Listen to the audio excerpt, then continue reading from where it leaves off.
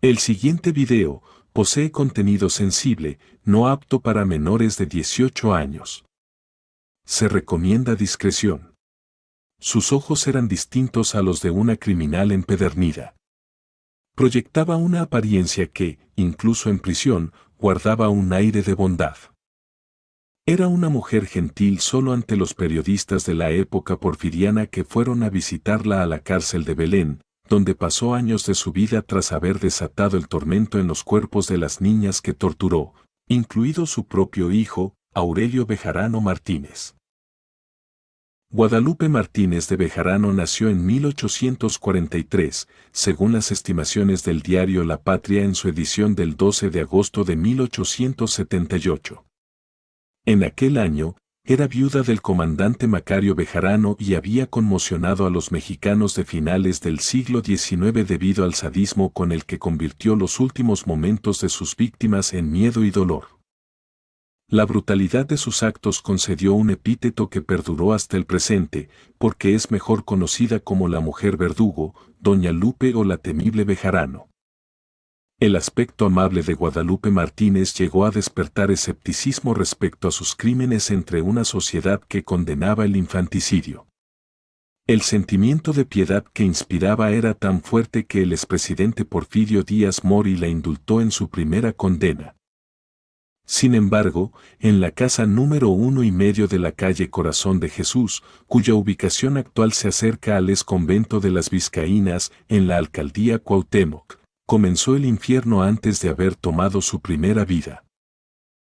Cuentan las crónicas periodísticas de finales de 1800 que Doña Lupe tenía una fijación con mujeres jóvenes a las cuales contrataba como amas de llaves o sirvientas para después arrancarles, de manera tormentosa, el último suspiro. Tantita agua, imploró una niña de 12 años con el aliento reducido a un suspiro débil. Los policías apenas pudieron hacer algo por ella, la encontraron debajo del primer tramo de la escalera que conducía a las casas. En el rincón sombrío, lleno de insectos y basura, yacía con el rostro contra el suelo húmedo. Allí, la brutalidad quebró la fuerza en las extremidades de la chica, quien tenía lazos encarnados en la piel de las muñecas y los tobillos. Estaba atada a 4 alcayatas fijas en el piso, y la carne magullada que tenía por cuerpo formaba una X. En la cabeza tenía una herida profunda en la que los gusanos habían alojado larvas. Las quemaduras en la boca y en sus genitales eran los vestigios de una crueldad sin nombre de la que solo una persona era capaz, Guadalupe Martínez de Bejarano, la mujer que, con promesas de trabajo para la pequeña, la convirtió en su primera víctima. La violencia era tan común que cuando fue encontrada, lo primero que demostró, según testigos, fue temor. La piel, abrasada por hierro al rojo vivo, también recibió golpes con trozos de madera desde el 6 al 24 de julio de 1878, según los informes policiales compartidos al diario La Voz de México en esa época. Algunos testigos afirmaron que la menor era víctima de violentos castigos por parte de su agresora, según las entrevistas que el diario La Patria publicó en agosto de 1878. El daño fue tan severo que en las axilas eran visibles los huesos de la niña, según la autopsia publicada en el siglo XIX. La pequeña murió después de haber recibido atención médica en el hospital. Su nombre era Casimira Juárez, y pasó a la historia como la primera de las niñas que caminaron de la mano con la mujer verdugo hacia la muerte. Guadalupe Martínez cobró su primera vida en 1878, aunque el origen de su sadismo comenzó varios años atrás. El lugar fue el mismo, las circunstancias similares, pero el blanco de su violencia, diferente y allegado a ella. Se trataba de un niño al que jamás amó pese a ser su madre biológica y haberlo criado bajo su mismo techo. Era un niño que en lugar de sentir la calidez de los abrazos maternales, recibió palizas y azotes. Hacía calor en aquella tarde del 14 de enero de 1876. La fecha perdura a través de un par de cartas citadas por el diario mencionado, pero fue un día que los testigos intentaron olvidar. En la calle del Corazón de Jesús, azotada por el sol, apareció un niño de 11 años. Caminaba inestable y evitaba pisar firme el suelo para ahorrarse dolor, aunque en su situación resultó un despropósito. En todo el cuerpo tenía marcas de golpes poderosos, la piel enrojecida revelaba azotes que, en ciertas zonas, ya se habían reventado. Las heridas eran visibles porque caminaba desnudo. Desde su casa, un hombre llamado Emilio Díaz observó la marcha del niño. En cuanto se acercó a intentar ayudarlo, supo que era Aurelio Martínez, sin embargo, lo tomó por sorpresa. La casa 1,5 era famosa entre los vecinos de la calle Corazón de Jesús debido a la mujer de apariencia gentil que vivía en ella y las golpizas a las que sometía a su hijo. El método siempre era el mismo, una serie de azotes con cuerdas mojadas hasta provocar el llanto o reventar su piel desnuda. Una vez alcanzado este punto, lo encerraba en una amplia caja de madera hasta que los gritos terminaran. La rutina se interrumpió en aquel enero de 1876, cuando el chico logró escapar de su prisión cuadrangular y pidió ayuda. Díaz fue quien acogió a Aurelio en su casa y esperó, en vano, a que Guadalupe Martínez apareciera con ropa y se lo llevara a casa. Al anochecer, sin noticias de la mujer, dejó ir al niño de vuelta a su madre y con él también envió una carta. Díaz proporcionó al diario La Patria, para su edición del 11 de agosto de 1878, las misivas que intercambió con la mujer Verdugo, en las cuales el hombre solicitó clemencia por la brutalidad que mostraba hacia su propio hijo, le suplico que omita cualquier castigo hacia él por haberlo tenido en nuestra compañía. Me pareció indecoroso que atravesara la casa sin ropa, no habiendo oscurecido todavía. Guadalupe Martínez respondió con una carta en enero de 1876 y justificó el castigo a su hijo, a quien acusó de ser un mal estudiante y de menospreciarla como madre. También admitió saber que Díaz tenía intenciones de denunciar ante la prensa las constantes torturas a las que sometía al adolescente, manifiesta, muy claramente, su poco o nulo amor hacia mí y hacia el trabajo y el estudio. La portera me había hecho formarme de usted otro juicio demasiado desfavorable, diciéndome que usted trataba de publicar un artículo en el periódico respecto a la tiranía con la que educo a mi hijo. Desde que comenzó el juicio en su contra y fue encarcelada ese mismo año, Guadalupe Martínez negó los crímenes, así como los abusos contra Aurelio.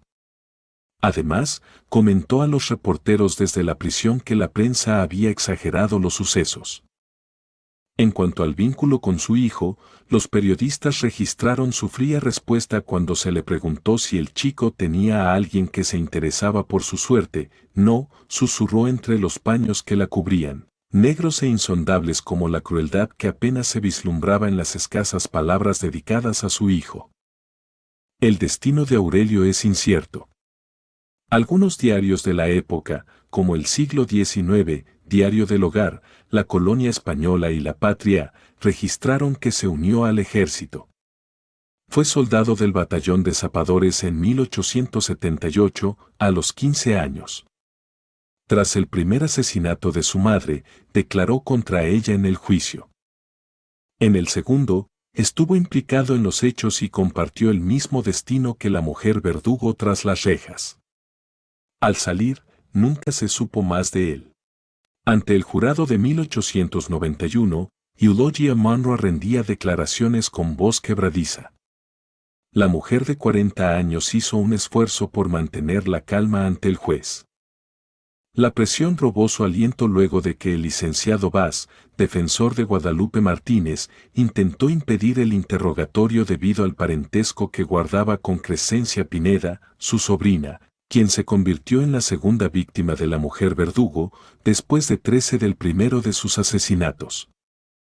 Los recuerdos llegan en desbandada, la promesa que hizo su hija María de volver pronto de un paseo en la plazuela de las Vizcaínas junto a Crescencia y la amenaza contra su sobrina. Si no devolvía 10 centavos a Guadalupe Martínez, pagaría con uno de sus dientes. Fue la cuota inicial para la niña, que perdió una moneda al hacer un mandado para la mujer Verdugo. La deuda era de sangre, solo que la pequeña nunca lo sospechó.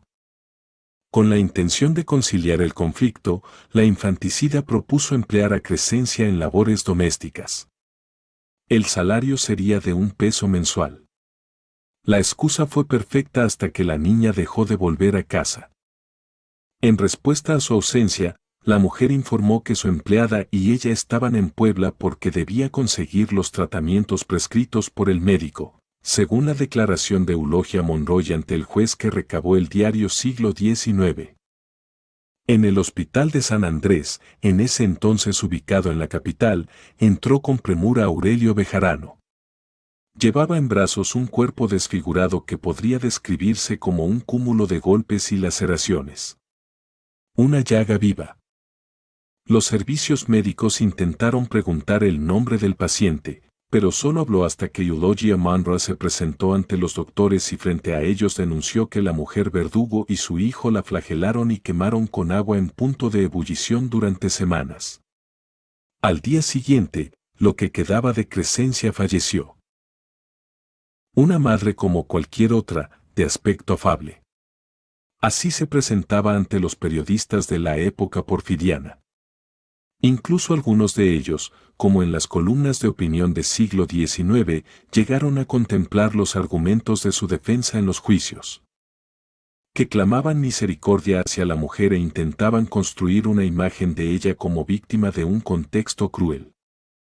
Fue difícil reproducir esa narrativa, ya que los diarios de la época calificaron a Guadalupe Martínez como monstruo, y en la prensa se popularizó el sobrenombre La Temible Bejarano para referirse a ella.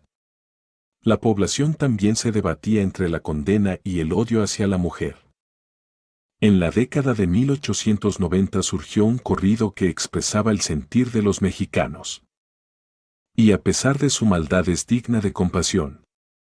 Por lo que debe sufrir encerrada en su prisión. El efecto que producía en los medios de comunicación se repitió en las audiencias. Según los registros de las audiencias publicados en La Patria y Siglo XIX, algunos presentes eran escépticos respecto a la autora de los crímenes. La mujer verdugo fue aprehendida en Tacubaya a las 8 de la mañana del 21 de junio de 1878.